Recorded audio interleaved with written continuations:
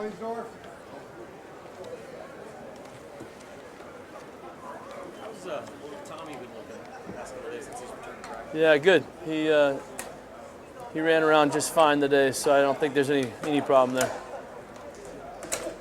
Hey, when you look at Ohio State, a week ago against Indiana, they did 22 to 9 quarterback runs with JT Barrett. Is that something that Indiana was doing defensively that just created that, or is that something they thought maybe they could exploit?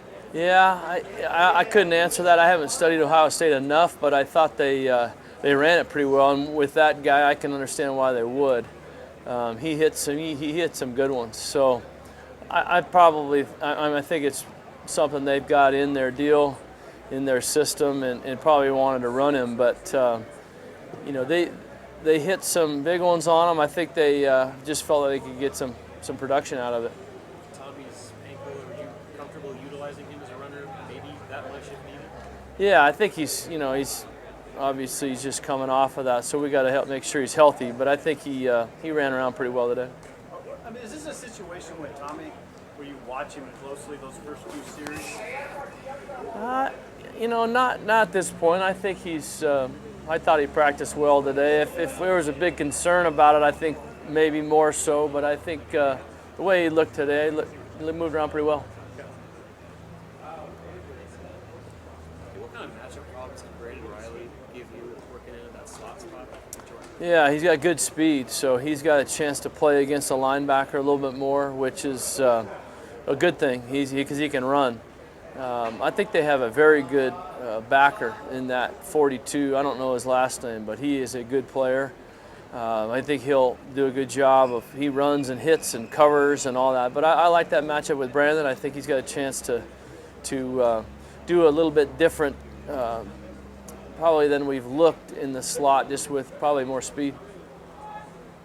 How those guys up front come back, Farmer and Neville?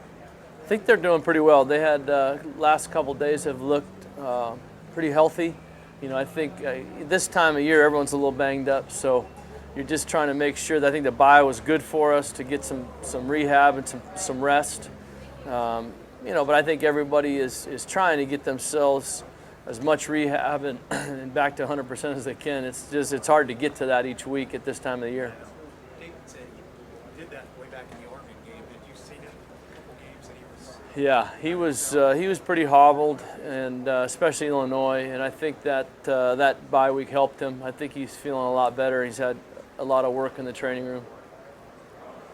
Mike mentioned wanting to get Trey Bryant involved more, especially with Devine potentially Yeah. being held up.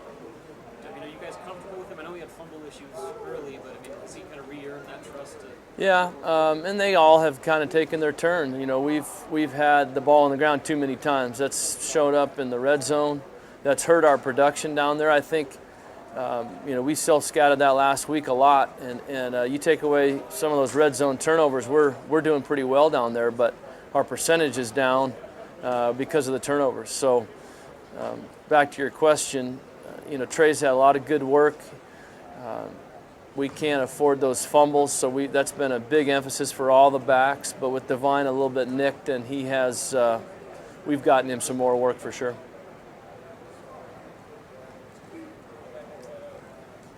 Anything unique about Indiana's defense that really jumps out to you? A lot of pressure and a lot of good disguised coverages. I think that's what they do well.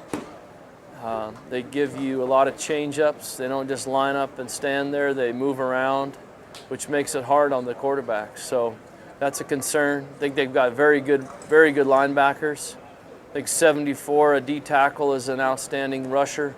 He's a bull rush guy. He's got good moves. He's got a big-time motor. So we'll have to contain him, make sure we handle him. But all three linebackers are very good, and they do a nice job in disguise and coverage. Anything else? Okay, thanks.